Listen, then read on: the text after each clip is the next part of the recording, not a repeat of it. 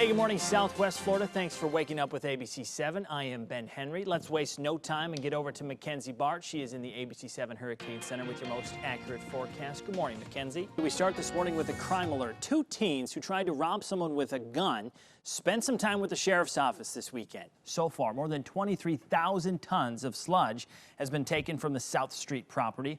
All that gunk is getting sent north to Polk County. We got to the Miracle Plaza around 5:30 this morning. That's up of US 41 and across from the Edison Mall. That is where we find ABC 7's Ashley Dyer. She is live getting us more on where this investigation stands. We're going to get you more on those meetings in just a bit. On this story on our app, we're going to have information on all three meetings, actually, including the first one that is set for next Tuesday night at Cape Coral High School. This is pretty cool, though. I've got some videos as well of the takeoff. You can see here. I'll zoom in a little bit for you there. Yesterday it tried to take off, but there was some complications. You can see it there, though. Went off without a hitch. Ben just informed me that the red one is for the bad guys. That is correct. So I don't know how I feel about that one. It's fitting. Just kidding. Annie is a sweetheart. We all love Annie. Mackenzie, thank you. We want to start with breaking news. President Trump is now the first sitting U.S. president to step into North Korea. It happened just hours ago. And from the size of it, it wasn't Baby Shark. Paul Kelly was bit by a shark Wednesday when he was tarpon fishing on a charter boat. Pavelka says go right to a candidate's website. There you're going to find some credible information. It's going to break down their platforms. Horses. Yeah, I got to We could all conquer that one together. That'd be fun. Yeah. A horse riding. All right, we'll take my horse down the Old Town Road. And lastly, looking ahead to July, starting in a few weeks, teachers can save 15% on school supplies at Target. This is their second annual teacher prep event. I love this one. Teachers can get discounts on school supplies, obviously. We've got an interesting crime alert to tell you about. The Collier County Sheriff's Office had to step in after people say someone was pretending to be a cop.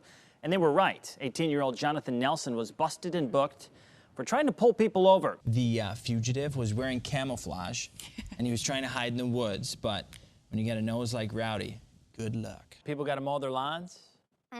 They weren't able to do that yesterday or Friday. They got to get ready for those barbecues. Family, friends coming over. I know, that's what I'm looking forward to. Or just hang out in your backyard by yourself. Who cares? Well, we're going to be right back with a full hour news for you on ABC 7, the station that always gets you the most. We'll be right back. They didn't put it there. No, we put it there. All the blame for the pollution in our water essentially falls on our shoulders. It's important to understand, too, that it's not just the whale or the albatross. These things and the effects of these plastics are having impacts on humans as well. Associate Professor of Biology at FGCU, Nora Demers, says we have to clean up our act fast.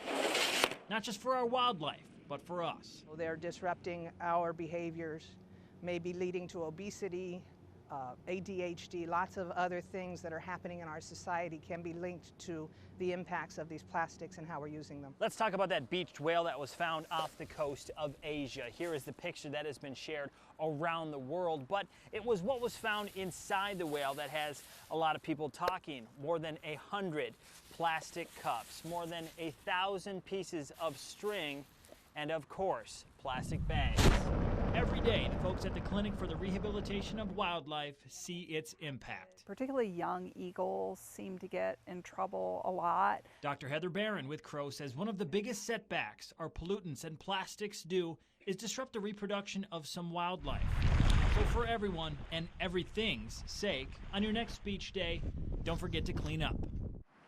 We have a better handle on what is going on within the industry. It's a tale of two sides. One is home to traditions generations deep. The other, I gotta get a smaller treat for you two, okay? with its own history. Good girl. But at the heart of these two stories, the love for dogs, the same as Jean McNabb. This is going to be huge. Jean voted to end the racing in November's election. She was on the winning side, and now the fate of our racing dogs has been set, or she thought. That's why I'm hoping we'll be able to find some forever homes for these wonderful dogs. Barnaby. One group that's no stranger to forever homes, Barnaby is just a big love bug. the Gulf Coast Humane Society. Hey, Maverick, don't be scared. It's okay, honey. You know, you want to see them go into loving homes. Both the state and national groups behind the Humane Society were a big push behind the success of Amendment 13 passing. Gulf Coast's Executive Director Jennifer Galloway says it's time. And when you see all these other states that are also banning, greyhound racing, there's, where there's smoke, there's fire. The Humane Society historically has not taken in many greyhounds. there's a reason for that. They're very passionate about the greyhounds, and they make sure that those dogs are taken in and safely taken care of. What or who Galloway is referring to are greyhound adoption groups, and many have close relationships with tracks. That's the story here in Bonita Springs.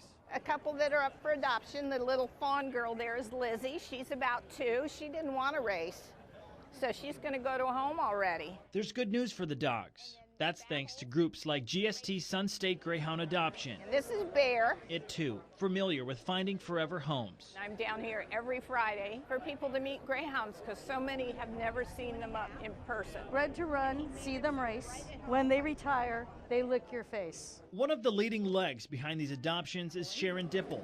Some of those brindles look. As you can imagine, she voted against ending the industry she's been a part of for so long. You have people here that started working here when they were 20. They're now 60. And now their future, unlike the dogs, may be in more of a gamble. I don't know what's going to happen. I can't answer that because I don't know. She can worry about herself and others like her at tracks around the state, because come 2020, she says the dogs will be all right. And we haul our dogs to approved greyhound adoption groups that only specialize in greyhounds.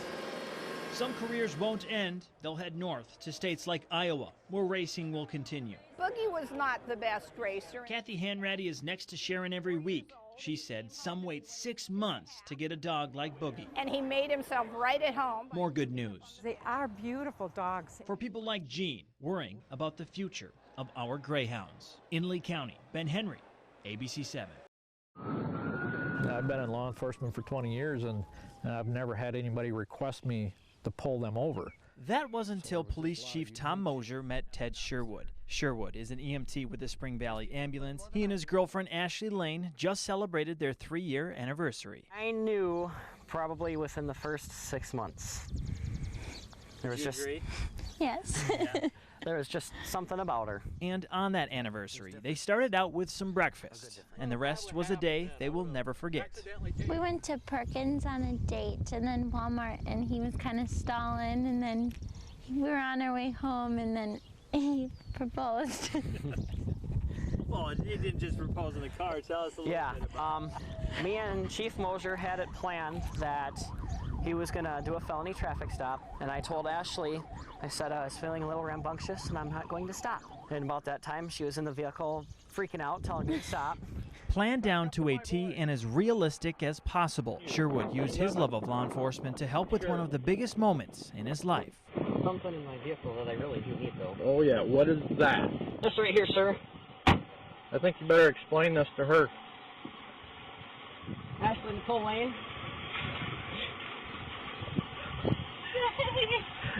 3 years, and I want you to be mine for the rest of your life.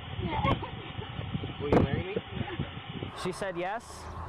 Called me a jerk a few times. We laughed about it. Well, I noticed Ted looked nervous the whole time.